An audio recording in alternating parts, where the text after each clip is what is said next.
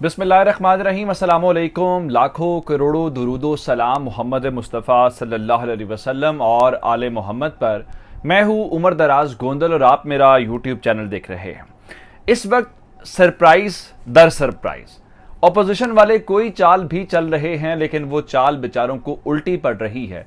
अब से पहले जितनी खबरें मैं आपको दी हैं वो सेंटर से मुतल्लिक थी, विफाकी हुकूमत से मुतल्लिक थी, लेकिन सूरत हाल खड़ाक पंजाब के अंदर हो गया है। मैंने आपको बताया था कि प्राइम मिनिस्टर ने सुबह लाहौर के अंदर मसरूफ दिन गुजारना है और आज उन्होंने गवर्नर पंजाब को इस्लामाबाद बुला लिया था। तो जनाब, खबर यह है कि अब हमजा शहबाज शरीफ ने बिल्कुल रोना शुरू कर दिया। अब उनके लिए हालात भी उनके लिए फेवरेबल नहीं है। प्रेस कॉन्फ्रेंस की है और इस प्रेस कॉन्फ्रेंस के अंदर उन्होंने बताया है कि क्या उनके साथ हो रहा है।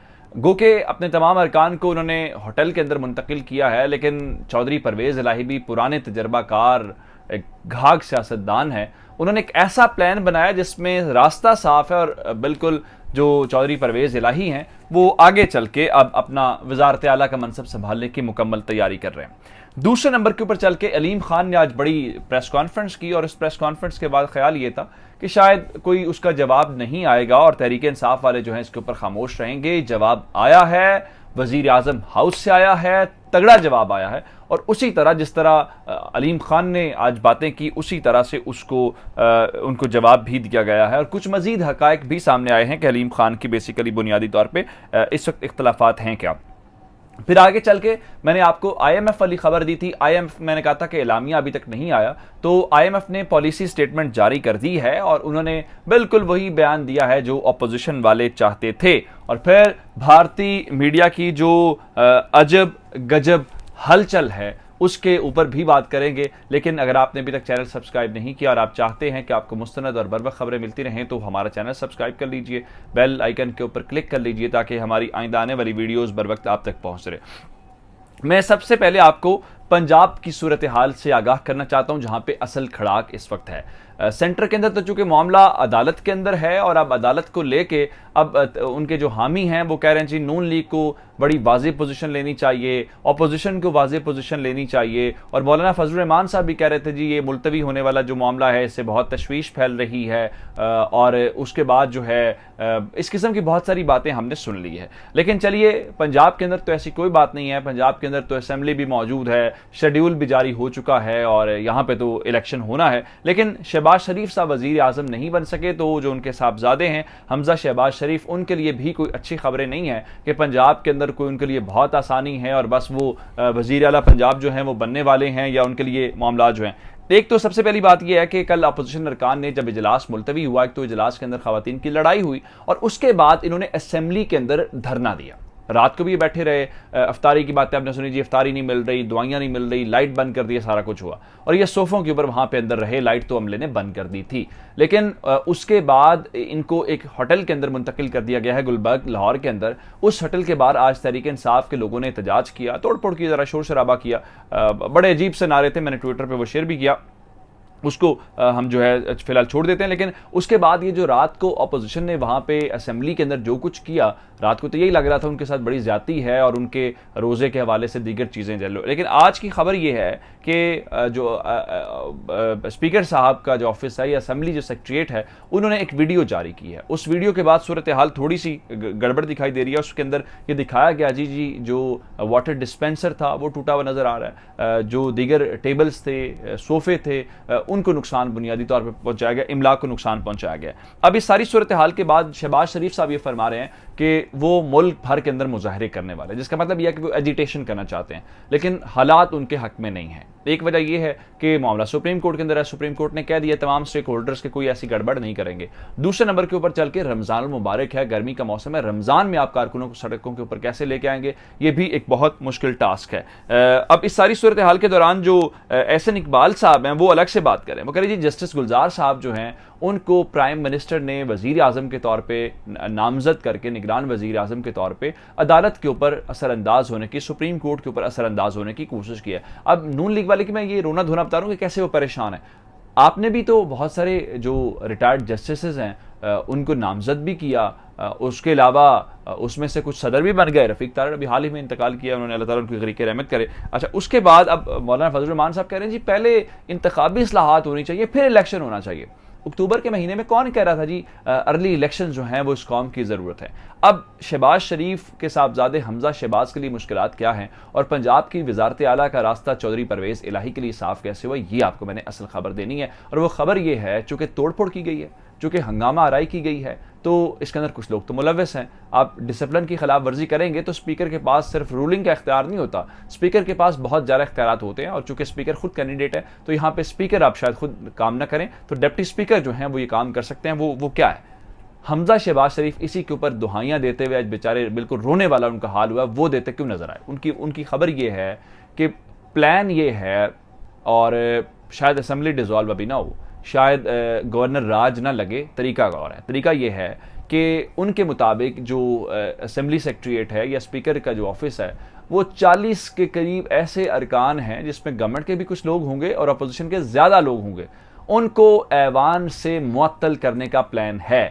अगर वो मुअत्तल हो गए, अगर उनका असम्बली में दाखिला एक हफ्ते के लिए बंद किया गया और इस दौरान इलेक्शन करवा लिया गया तो फिर शहबाज शरीफ साहब क्या करेंगे और वो अरकान जिनके ज़मीर जागे हुए हैं वो क्या करेंगे। दिलचस्प बात यह है कि जब से कल से असम्बली डिसॉल्व हुई है सेंटर के अंदर किसी का ज़मीर नहीं जागा, किसी अभी तक रुकनी असम्बली का ये ऐलान सामने नहीं आया कि वो तहरीक इंसाफ के टिकट के ऊपर इलेक्शन नहीं लड़ेंगे और तहरीक इंसाफ को उन्होंने छोड़ दिया है। सिवाय आमिर लियाकत के, वो एक वैसे दिलचस्प किरदार है, उनकी बातों को छोड़ देते हैं। अब आते हैं अलीम खान वाली प्रेस कॉन्फ्रेंस के ऊपर। अलीम खान ने प्रेस कॉन्फ्रेंस की, इमरान खान के ऊपर बराह रास्त इल्ज़ामात लगाए, उस्मान बुज़दार के ऊपर लगाए और इमरान खान के अहले खाना के ऊपर वाया फरा खान इल्ज़ामात लगाए। तो लोगों का ख्याल ये था जी ये चूँकि अलीम खान अंदर की बात जानते हैं, घर की बात जानते हैं, तो अलीम खान को जवाब नहीं दिया जाएगा। उनके मुताबिक उनका कहना यह था कि चूँकि अलीम खान का केस बिल्कुल वैसा ही है जैसे रिहाम खान वाला केस था कि लोग अंदर की बातें जानते हैं, घर की बातें जानते हैं, तो यहाँ पे इनके पर जलते हैं, यहाँ पे बात नहीं करेंगे। ऐसा नहीं हुआ।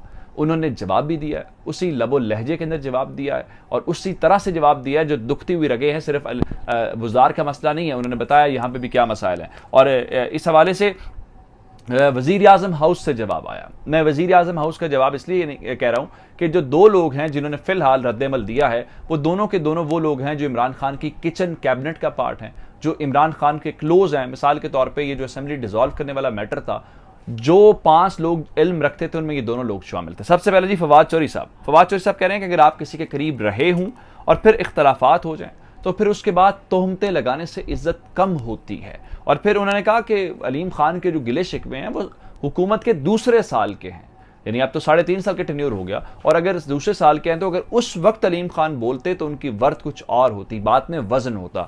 अब उन्होंने कहा कि आपकी बात करने से, सिर्फ इस हमले करने से नामुनासिब है, तकलीफ दे है, उसका अफसोस का इजहार किया। फिर हमाद अजहर साहब ने कहा जी इमरान खान के खासियत ये है कि अगर उनका कोई साथी, उनके साथ काम करने वाला शख्स भी गलत काम करे तो वो उसको तहफ़्फ़ुज़ नहीं करते। और अलीम खान साहब जो हैं, अगर उनका ख्याल था कि नैब तहकीकात में उनको तहफ़्फ़ुज़ दिया जाएगा या उनको तहफ़्फ़ुज़ दिया जाना चाहिए, तो ये आपकी गलत फहमी है, इमरान खान का इसमें कोई कसूर नहीं है। फिर असल में दुखती हुई रग के ऊपर हाथ रखकर कहा कि कारोबारी या ज़मीन के तनाज़े में कानून से हटकर इमरान खान फ़ायदा नहीं देते। असल मामला ये है कि वो सीडीए वाला एक केस था, सीडीए वाला मैटर था जहां पे अप्रोच किया गया प्राइम मिनिस्टर ऑफिस को और प्राइम मिनिस्टर ऑफिस ने उसके ऊपर मदद नहीं की, जिसकी बुनियाद के ऊपर ये सारा कुछ हुआ है। जहां तक ये बात है कि वो जी चौधरी परवेज़ इलाही को कैंडिडेट बनाया तो उसके बाद ऐलान के ऐसी बातें नहीं हैं। बहुत सारे लोगों को, शेखुपुरा के एमपी को अलीम खान ने कॉन्टैक्ट किया और उनसे ये कहा कि आपको नून लीग के अंदर शामिल कर लेते हैं, तो उनका नहीं, मेरे हल्के के अंदर तहरीक इंसाफ के अलावा किसी को वोट नहीं मिलेगा तो मैं शामिल नहीं होना चाहता। फिर एक और बात लोग जो कह रहे हैं वो ये कह रहे हैं कि सितंबर के महीने में अलीम खान जो है अमरीकी कौंसल जनरल से मिले हैं, 1 महीना छोड़ के वो वजारत से रिज़ाइन कर दिया और उसके बाद जो है वो सारी बातें आ गई। अच्छा, एक बात और जो सोशल मीडिया के ऊपर चल रही है, वो अपोजिशन को तनकीद का निशाना बनाया जा रहा है, वो ये है कि आप कहते थे, ये मैंने आपको वीडियो में बात की थी कि तरीन भी एटीएम है, अलीम खान भी एटीएम है। उन्होंने कहा इमरान खान का तोड़ निकालने के लिए, इमरान खान की रिप्यूट ख़त्म करने के लिए या उसके बयानिए का तोड़ निकालने के लिए आपको एटीएम्स की ज़रूरत पड़ गई है, आपको तहरीक इंसाफ के लोगों की ज़रूरत पड़ गई है। ये अपोजिशन के जो लोग हैं उनकी जो सलाहियत है उनके ऊपर एक क्वेश्चन मार्क है। अब आते हैं जी IMF वाले मामले के ऊपर।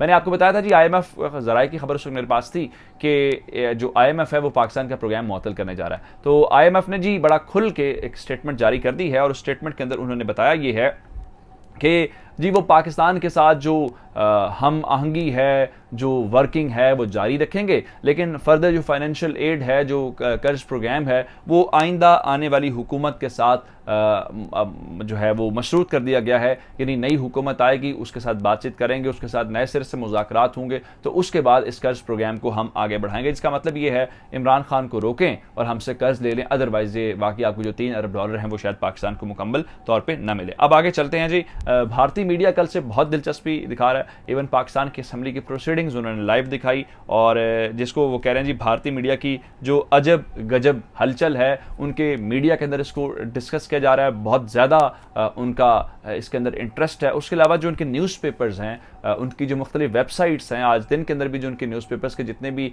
आए हैं शुमारे, अब अगर वो देखेंगे तो उनके अंदर पहले सफ़े के ऊपर किया गया और सब एक बात को मान रहे हैं कि इमरान खान ने यहाँ की अपोजिशन को सरप्राइज़ दिया है। और वो कह रहे हैं जी इमरान खान ने जो भी पाकिस्तान क्लेम करता है कि अमेरिकन साजिश है, उस अमेरिकन साजिश को इमरान खान ने न सिर्फ नाकाम बनाया है बल्कि सबको सरप्राइज़ भी दिया है। अब तक की अपडेट्स थी, चैनल सब्सक्राइब कीजिएगा। आपकी समातों का बहुत शुक्रिया। खुदा हाफिज़।